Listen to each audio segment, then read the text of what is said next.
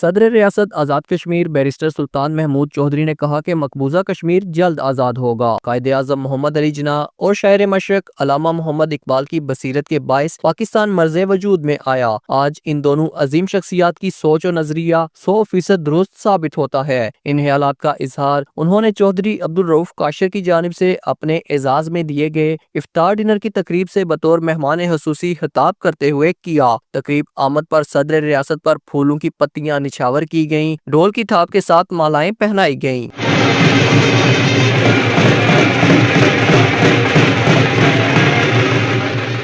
صدر ریاست نے مزید کہا کہ آج بھمبر آمد پر جس طرح اہل علاقہ و عوام نے عبدالرؤف کاشر کے ہمراہ شاندار استقبال کیا، یہ ہمیشہ یاد رہے گا۔ باقی اضلاع میں بھی گیا، تاہم بھمبر کے عوام کا خلوص الگ نوعیت کا ہے۔ تقریب میں deputy commissioner Mirza Arshad Mahmood Jarral, S S P Chaudhry Muhammad Amin, S T M Muhammad Isa Baig, ضلعی انتظامی آفیسران، سیاسی سماجی شخصیات، وکلاء، صحافیوں سمیت تمام مکاتب فکر سے کثیر تعداد میں افراد نے شرکت کی۔ راجہ فروخ جاوید، جے کے نیوز، بھمبر۔